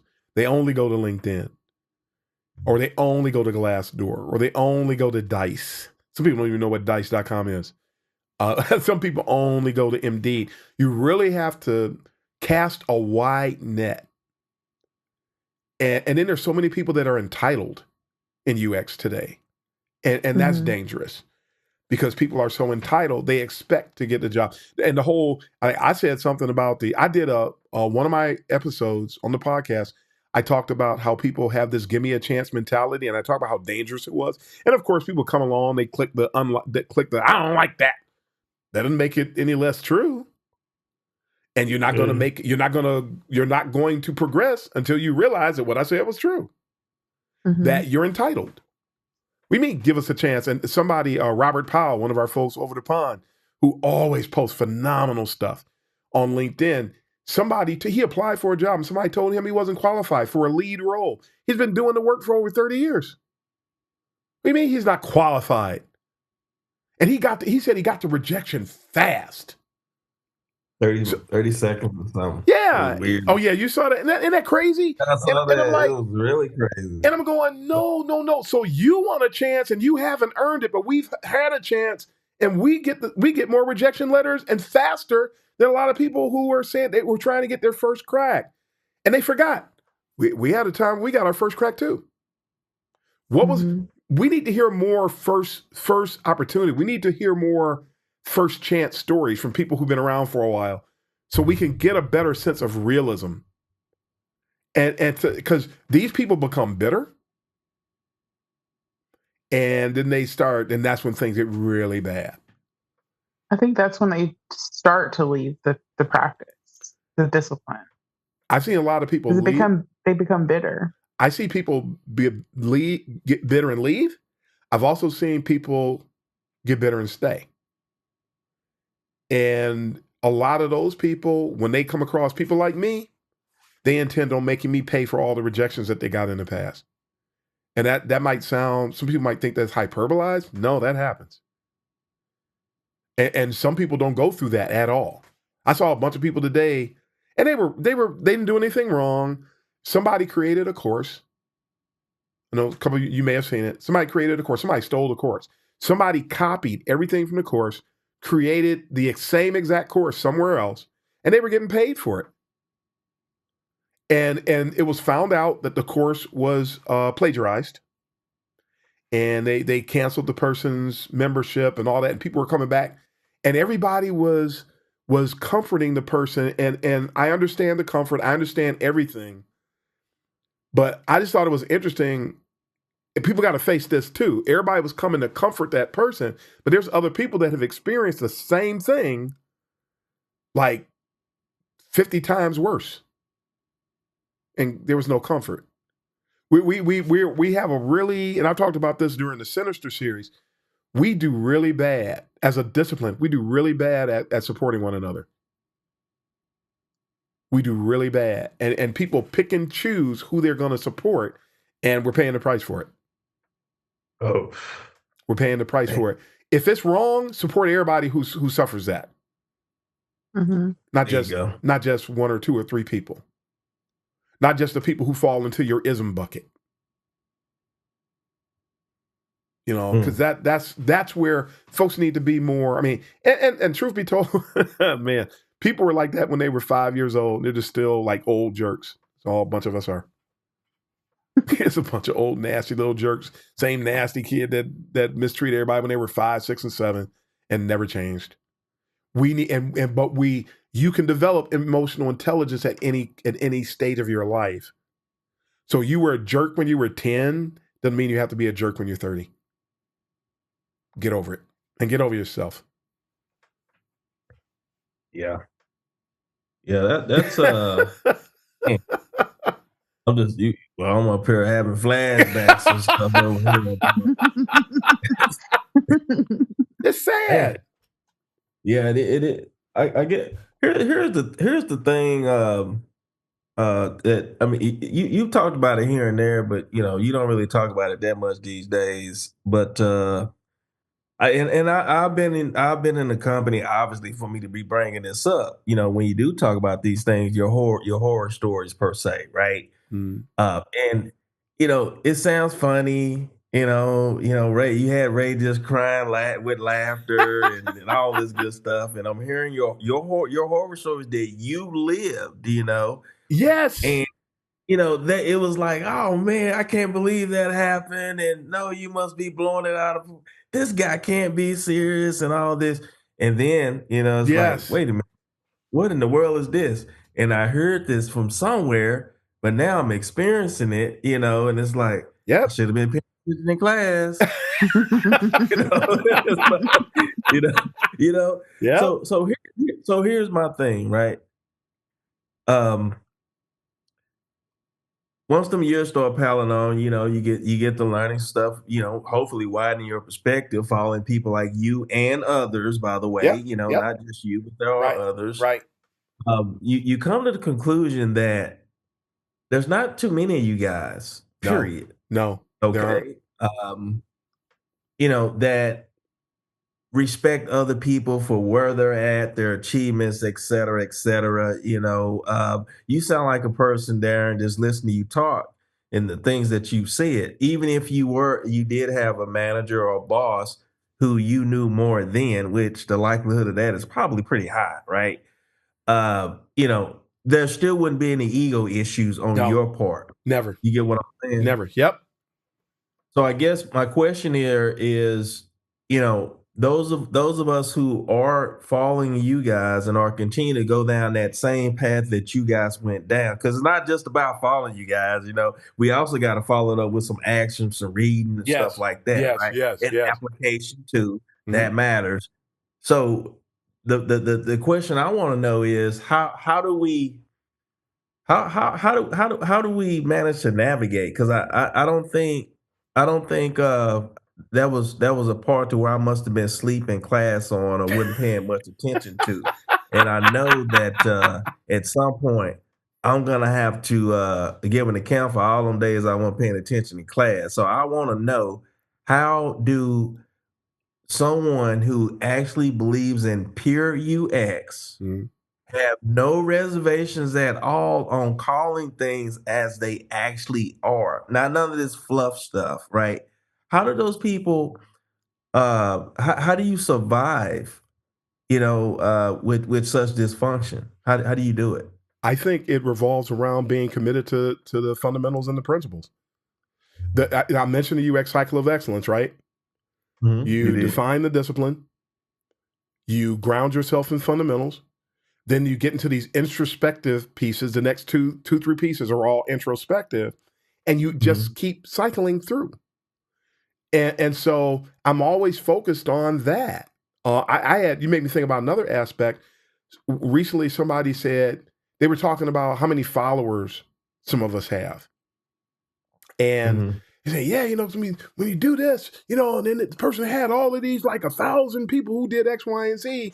And I told him, I don't really care. I don't Mhm. care how many people. If I do something and 3 people like it, it doesn't change the level of value associated with what I presented. So that's where I ground myself. So it's back to, what is UX? What are the fundamentals?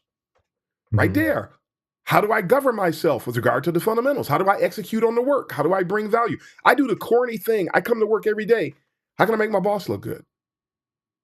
Mhm. Very corny, somebody might think, but that's what I do. It's not, none of this is about me. None of it is. So I do that. I'm going to bring value. And if somebody don't get it, then that means that they don't value it. I'm still not going to change, because I Mhm. already know before I started driving that car, I made sure that it could make the trip. There's no surprises. I know where I'm traveling. I know that I've got enough gas to get there. I know that my brakes are in proper shape. I know that I have the proper directions. It's like, I do that with everything. I'm methodical like that with everything. So when the time comes, hey, Darren, nobody really gets what you're talking about. You've heard my story about the job I did for an automotive OEM. We had a reveal site. We had a launch site. I followed all the principles. I did everything right with the reveal site. And the third party agency that was doing the work decided to go outside of my wireframes and do their own thing. And we failed. And that's about the time I had learned that healthy friction is healthy, or healthy friction is good, rather.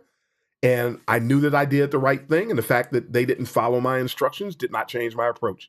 When the time came, because after you do reveal, then you do launch. So when we sat down to do the launch site, so you know what? I do the same exact thing I did that for that project. I do the same exact thing today. And I know that that's how you approach the work. So if somebody doesn't appreciate it, Oh, asterisk, I almost forgot. I pivot based on what needs are. So I follow the same framework, but I know how to navigate through it. So I'm going to do, I know enough to know, okay, well, we're working in Agile over here. Then I know how to take what I do and retrofit it to Agile. I know I'm pliable. I know how to shift and move and do what I need to do to achieve success no matter what. So I think that having that commitment, I know what excellence looks like. So committing to excellence on everything I found is the key. And that goes back to my TED talk, the garrison of excellence. If you commit to excellence on everything you do, not only will it help you achieve and optimize your success, but it helps you to roll with the punches on everything that's coming with you and be as pliable as you need to be to achieve success. Find out what excellence looks like and do it. That's what I do. And I never have to shift. I'm not going to be 5 different people. I'm not going to put on, I said a long time ago, I know Ray had an issue with this. I'm putting Ray on the spot by saying this, but I said, I'm the same all the time.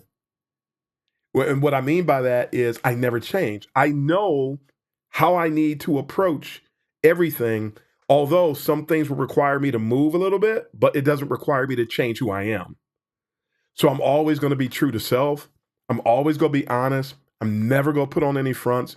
I'm always going to identify the North Star and go after it. Always. And it doesn't matter what I'm working on, whether it's my school project, whether it's doing this podcast, whether it's sitting and having a conversation with people at the Kaizen UX Rendezvous, whether it's answering some private questions that somebody sends me, whether it's responding to somebody that just sent me a message right before we started recording. They say, hey, are you folks hiring? You are totally out of place. And I will tell him that. Don't do that. There are paths to get hired, and you didn't follow it. And I'm going to tell them, don't reach out to somebody. Do you know who I work for? Do you know? No, dude, no. Do you know how many people I'm connected to? Like almost 30,000. And one of them sends me, so I'm going to take all those 30,000 people and I'm going to take on a different mode of operation with you. No, that's how things break. That's how you end up with ulcers. That's how you end up having a cortisol fit and getting sick and dying, frankly. And that's real. That's not exaggeration. So find the gears, find out how to shift, get your life transmission together, build it, and operate by it. And you will find that your success will be, and everything I touch works. Everything. So just for clarification, because I guess when I asked you that question, I was thinking in my mind, in the corporate world or just about anywhere, you have people who advance or are putting in positions, et cetera, unmerited favor, basically, and that calls for a sound effect.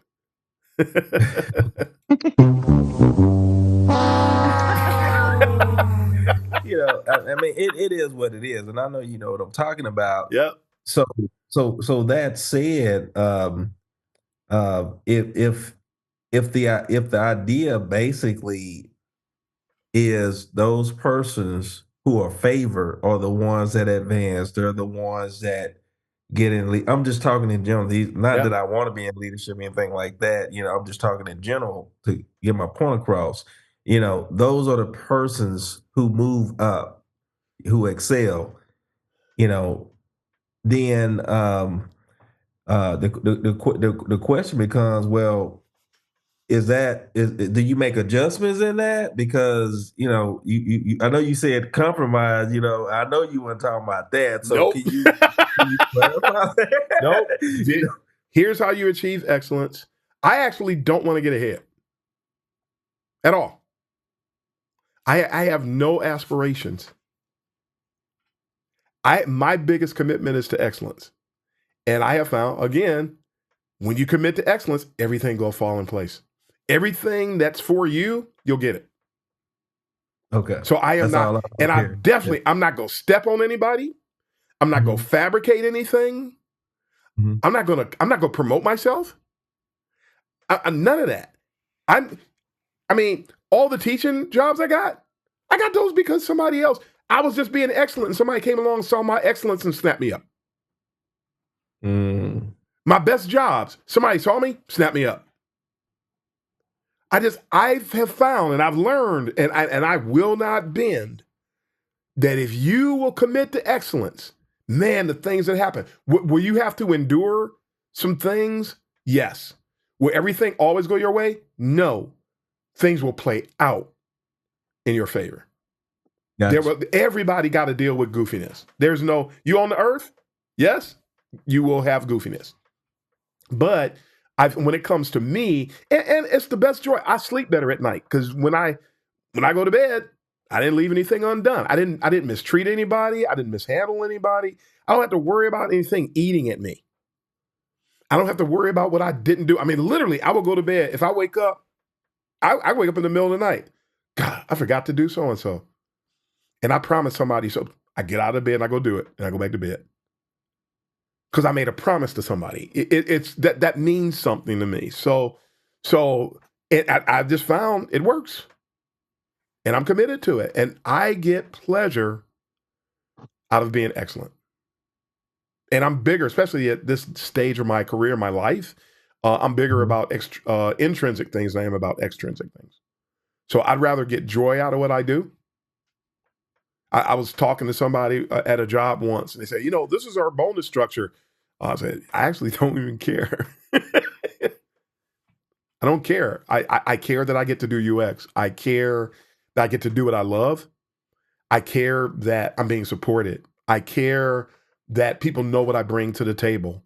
I care that I don't have to run for my life, and I can actually work 40 hours a week instead of working for 30 and running for my life for 10, which on most of my past jobs is what I had to do because somebody was always threatened by me. So I had to deal with that. And when you deal with that, you're not going to be able to work 40 hours. Not really. You got to spend X amount of time managing the smear campaigns and all this other foolishness. And a lot of people don't experience that. And that's why I don't like tips coming from entitled people a lot of times, because I have to take it with a grain of salt, because they're giving you tips as if your life is just like theirs. When the truth is that you don't have to run for your life. Everybody loves you. You don't have a melaninitis complex or problem. I suffer from a condition called melaninitis. I think you folks have heard of it. You can see it in my skin. Get the joke on that one. You got it bad. And people have an issue with it. I was at a meetup recently. I'm going to tell this story too. I was at a meetup recently, and I said something about how volatile. I mean, Mary transitioned into UX the right way. She wants to do UX the right way. And I remember when Mary came on the board, she's on the board of the American Board of Design, and I was looking at her background, and I was giving all this input, check to make sure that she's this and that, because she got a graphic background. You make sure, because I found that 9 out of 10 people with a graphic background trying to come into UX, they do not transition. Yep, and she knows it too. They're very nasty. They're very egocentric. They hate people. If you're really qualified, they hate your guts. And I said that at a meetup, and one of the people said, I don't agree with that. Okay, you don't agree? Where do you think I got that information from? You just, in one fell swoop, you dismissed what I said. You didn't ask me to explain it. You didn't say, where do you get that data? Why do you feel that way? You should have known, and that person had just met me during that meetup. But you knew enough to know that I've been doing this for 30 years. You knew enough to know that I got 2 master's degrees. He didn't know that I'm a doctoral candidate. So if all goes well in the next 4 or 5 months, I'll be Dr. Darren. But and I had just given a speech about melaninitis in that same meetup and about how people treat you. I said, I've been suffering abuse by people who have, because there's different degrees of racism too. And some people are unconsciously racist. And that's what I experienced, because he just dismissed everything I said without any evidence, without any investigation whatsoever. He dismissed everything I said in one fell swoop, that you're an unconscious racist. You've been very nice during the meetup for the most part, but now you don't like what I said. And then I started qualifying he said, yeah, people need to transition in. I said, yeah, if you had asked me, I would have explained that to you. That's one of the reasons why. But I could give you 10 out of 80 stories that I have on why I feel that way. And that's 80 at a minimum. So it's just interesting how people just jump on this bandwagon and they don't realize the damage they're doing to the discipline in the process. Visual designers, a lot of times, some of the worst people in UX. I worked at a company where I thought it was a great company. And a month later, I found out, oh God, I'm surrounded by almost everybody in the UX department. Over 90% of the people in the UX department are former visual designers. And only like 2 or 3 of them transitioned in. And they want my head. If they could chop my head off every day and get away with it, they would. We got to make this guy look bad. And they would go out of their way. I would take my ideas and present them to the clients. And ask me about it and talk to me as if they were informing me about the same thing they got from me. They never heard it before. Oh, I hate that. This is what people like me have to deal with. And I'm saying this to this guy, I don't believe you. Based on what, sir? No, it happens a lot. Yes, it does. It does. That's the funniest thing, Darren. That's the thing about it. That's why I love when I first met you. I used to talk about the history. Boom, I mean, just all upside my head, the history. And then it's like, hey, let me go see what this history stuff about. It's like, oh, wow. Oh, and then even though I was not there, obviously, but there is, he's talking about this because I read that somewhere, and this was before he even came on the scene, but he was there when some of this stuff happened. Yep. But it's very interesting that we lose sight of a lot of things that experience and all that, and that's why I appreciate you guys, even though you small in number, that you're fighting that good fight and you are doing what you can with your resources, etc. Yeah, to make sure that the news gets out. Hey, UX is alive. Yes. I don't know where that started, who started this death thing or whatever, but it's still alive. Maybe on, like you said, life support. I like that, by the way. but it still is alive. It still is alive. It's so alive. I'm gonna keep doing what I'm doing. Keep my head down, staying in those books. Yep. Keep learning. Remaining humble. And just stay true. Stay true. That's what we got to do. Regardless of promotions or success or whatever. Yep. If I stay true to myself, everything else will work itself out. Yes. That's all I'm hearing. That's all I'm getting out of this. That's it. Yeah. That's it. That's what we need to do. And there's going to be a lot of craziness that we experience in the meantime. We'll get on LinkedIn tomorrow. Somebody will say something crazy. I try to stay away from LinkedIn on the weekends because I just need a break, because it's just sometimes I have to close my LinkedIn. I just don't want to see any of that right now because it's just lunacy. Post after post after post after post. It's just lunacy, and the disrespect. Somebody said something else crazy earlier today. How about the rise of the generalist? What do you mean rise of the generalist? Are we all generalists? I thought all UX designers were generalists, me personally, but whatever. Yeah. Well, we all like, you're one too, sir. We all used to be. Prior to 2011, everybody was a generalist. Well, prior to 2012, technically, everybody was a generalist. You did this, and the person said, "What do you mean? Can you explain that to me?" And she was so wonderful. I sent her a note too. I said, "Thank you for your diplomacy." I sent a note to the person who posted that. I said, sure, I'll explain it. Thank you for asking. Not just beat me over the head and take your 3 years and make it more critical and more action-packed and information-packed than my 30. Which, nowhere does that happen. And I said, when I say generalist, because she wants to know what I meant. Good. Okay, I'll clarify, because some people mean something different when they say it. So I'll clarify. It means that you did design, research, and strategy. We did all the things.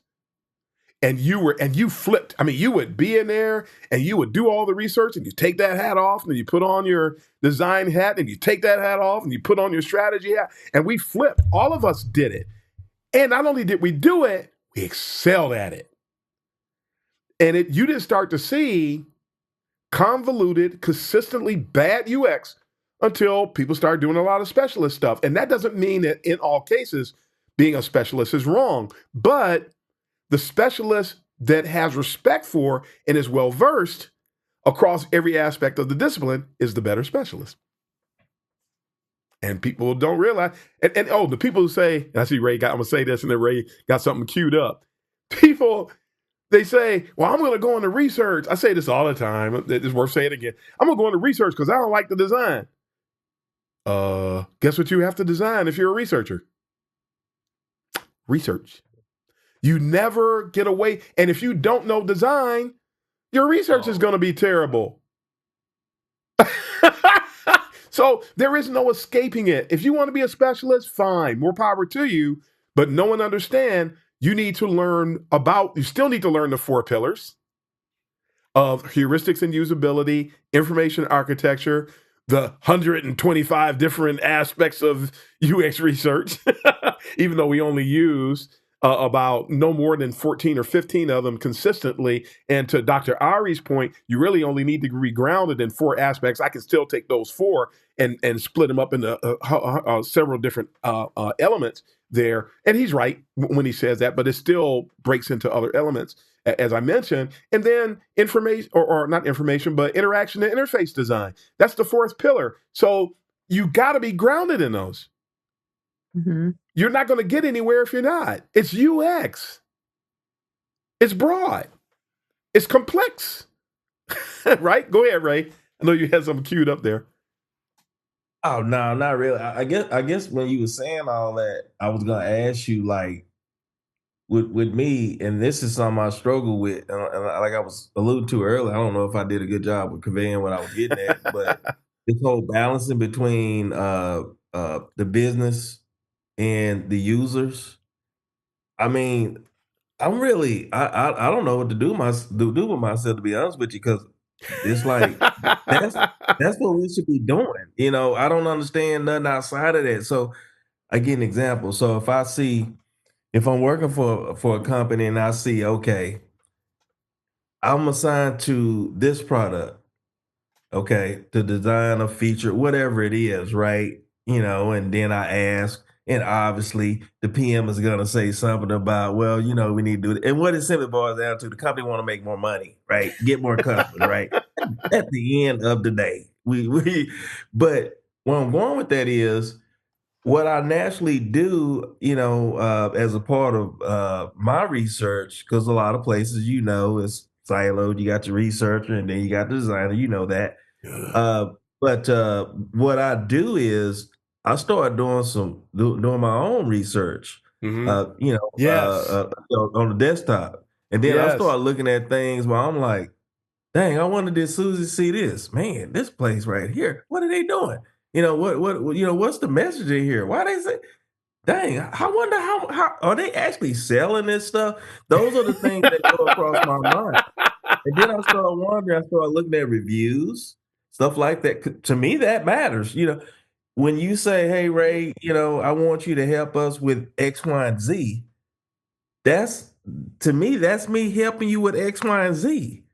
To me, and that's where I guess discipline and growth comes into play at that UX maturity come into play at, because right now, I guess I'm kind of unhinged. I guess I'm kind of unhinged because, I can't just ignore, this and dish this for Figma, because I see, okay, yeah, we need Figma, yeah, over here, but ain't nobody paying attention to this over here. So let me shed light on this over here, because I want my designs to have success if they're implemented the way I intended it, that is. But I want that design to have success in the market.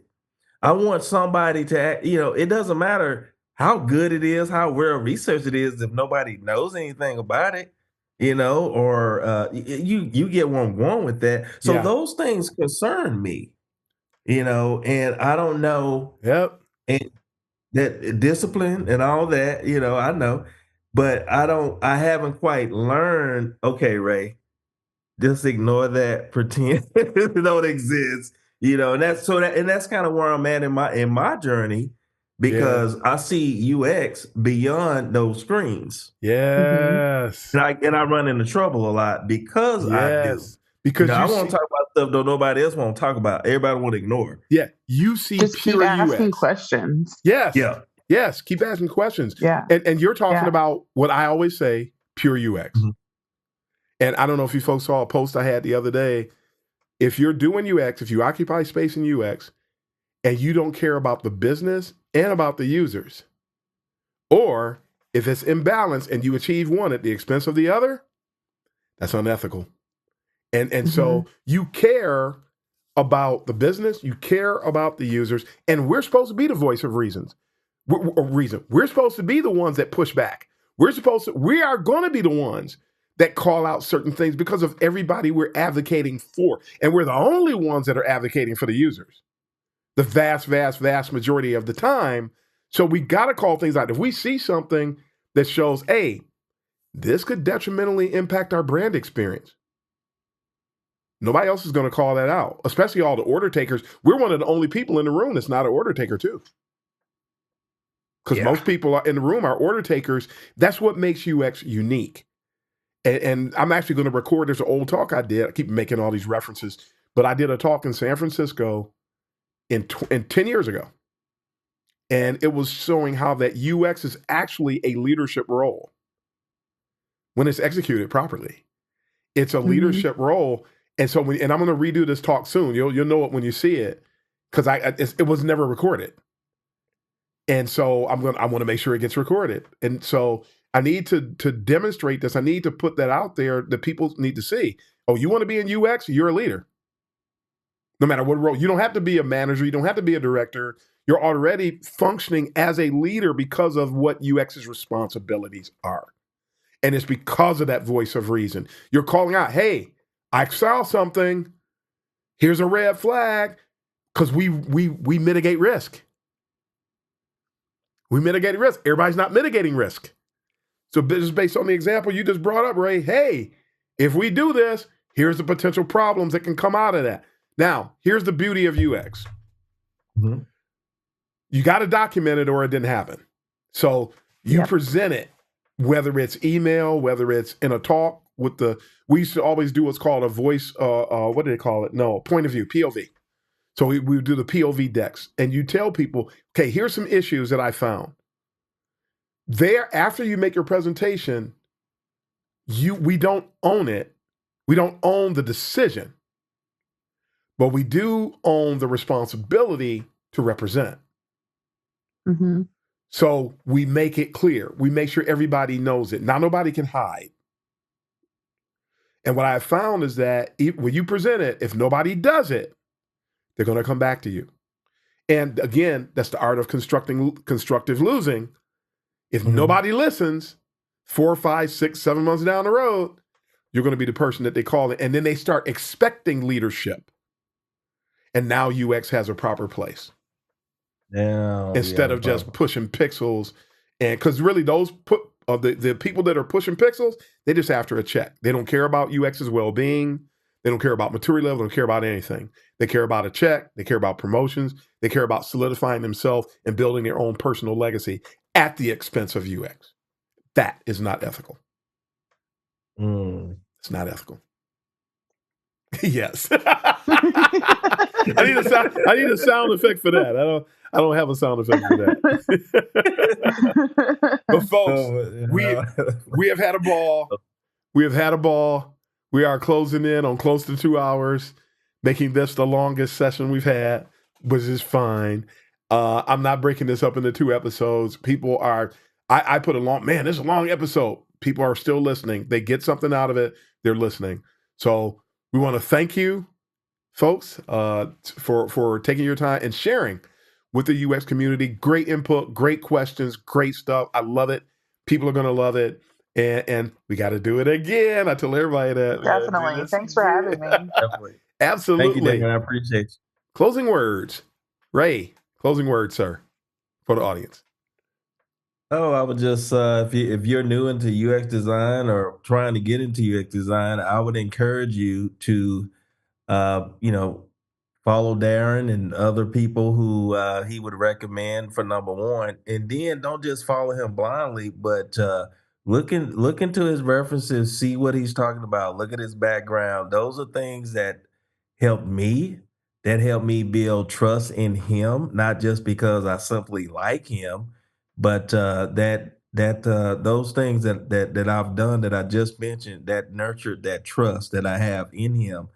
And all around, you can make it into this discipline, and I think we all can survive, but it has to be the right way, and that's what Mhm. brings to the table with this show. Yep. Thank you for that, Mary. Closing Yeah, words. I just want to say, just keep asking questions. Mm-hmm. Yes. Cause friction. That's how you get the right answers. Yes. Absolutely. Very Absolutely. Yeah. Love that. Healthy friction makes the world Healthy go round. friction. Makes the I world like go that. round. So thanks again, folks, for taking the time. But folks, that is all the time we have for this episode. So thank you for taking the time to tune in. Don't forget, go to kaizentees.com. Check out your UX merchandise, your t-shirts. More and more people asking about it. Very soon. We're still working on it. We're trying to get everything set so we can ship to Europe. I got people in Europe waiting to get their t-shirts. We're working on that, folks, but I got to get a break in my schedule in order to be able to fine tune it. But we have it started, but we'll get there. We'll get there, and I will announce it when it is ready. But thanks for taking the time to listen today. Thanks for taking the time to like the recording if you're looking on YouTube. Thanks for taking the time to give us a rating, the various places where you get the podcast. Thank you for your support. Thank you for your appreciation. Thank you for the messages that you send me, the feedback that I get from you. I appreciate all of that. And that is, though, all the time we have for today. We're going to go ahead and sign off. So this is Darren Hood, the host of The World of UX. Thanks again for listening, folks. Until next time, happy UXing, everybody.